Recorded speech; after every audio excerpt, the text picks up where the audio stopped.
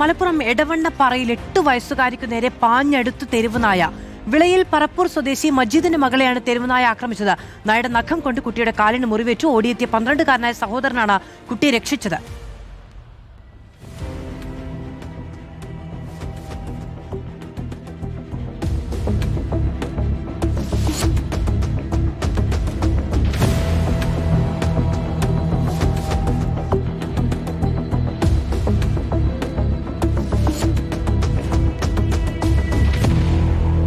Zonal Krishna വിവരങ്ങളുമായി ചേരുകയാണ്. Zonal, യാതൊരു പ്രകോപനവും ഇല്ലാതെയാണ് തെരുവുനായ കുഞ്ഞിന് നേരെ പാഞ്ഞെടുക്കുന്നത്. കുഞ്ഞിനെ ആശുപത്രിയിൽ പ്രവേശിപ്പിച്ചോ? മാധവ്, കഴിഞ്ഞ ദിവസമാണ് ഈ ഒരു തെരുവുനായ ആക്രമണം സംഭവിക്കുന്നത്. പ്രധാനമായും നമുക്കിതിൽ പറഞ്ഞു വെക്കേണ്ടത് കുട്ടിക്ക് ചെറിയ പരിക്ക് മാത്രമേ ഉള്ളൂ എന്നുള്ളത് തന്നെയാണ്. നഖം, ഈ തെരുവുനായയുടെ നഖം ചെറുതായി ഒന്ന് കോറിയിട്ടുണ്ടായിരുന്നുള്ളൂ. അപ്പോഴേക്കും ആ 12-കാരനായിട്ടുള്ള സഹോദരൻ എത്തി തെരുവുനായയുടെ ആക്രമണത്തിൽ നിന്ന് ആ 8 വയസ്സുകാരിയെ രക്ഷിക്കുകയാണ് ഉണ്ടായിട്ടുള്ളത് എന്ന് നമുക്ക് പ്രധാനമായി പറഞ്ഞു വെക്കേണ്ടതുണ്ട്.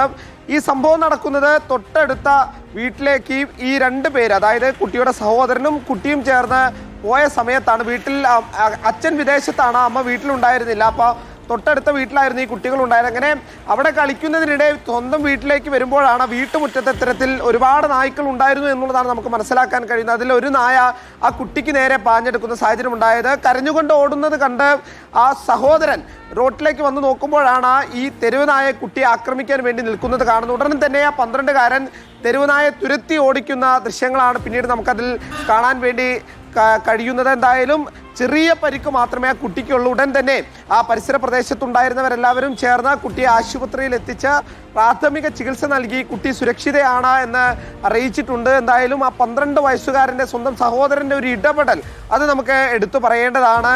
ഈ വീട്ടിൽ ആളില്ലാത്ത സമയത്ത് ഇത്തരത്തിൽ കുട്ടികളെ പുറത്തു വിടുമ്പോൾ സൂക്ഷിക്കണം എന്നുള്ളത് തന്നെയാണ്. നമുക്ക് മുൻപും ഇത്തരത്തിലുള്ള സംഭവങ്ങൾ കണ്ടതാണ്. ചങ്ങരംകുളത്തും അതോടൊപ്പം കരിപ്പൂരിലും ഉൾപ്പെടെ വീട്ടിന്റെ മുറ്റത്ത് വെച്ചാണ് തെരുവുനായ ആക്രമണം ഉണ്ടാകുന്നത്. പലപ്പോഴും മറ്റു ഇപ്പോൾ 12 വയസ്സുള്ള ഒരു കുട്ടിയാണ്. നമ്മൾ കഴിഞ്ഞ ദിവസമൊക്കെ സോണൽ കൃഷ്ണ ചൂണ്ടിക്കാണിച്ചതുപോലെ മറ്റു ദൃശ്യങ്ങൾ കാണുമ്പോൾ മുതിർന്നവരെന്നോ കുട്ടികളെന്നോ ഇല്ലാതെ തിരിച്ചുള്ള ആക്രമണമാണ് ഉണ്ടാവുക. എന്തായാലും ആ കുട്ടിക്ക് നേരിയ തോതിലുള്ള പരിക്ക് മാത്രമേ ഉണ്ടായുള്ളൂ എന്നത് ആശ്വാസകരമാണ്.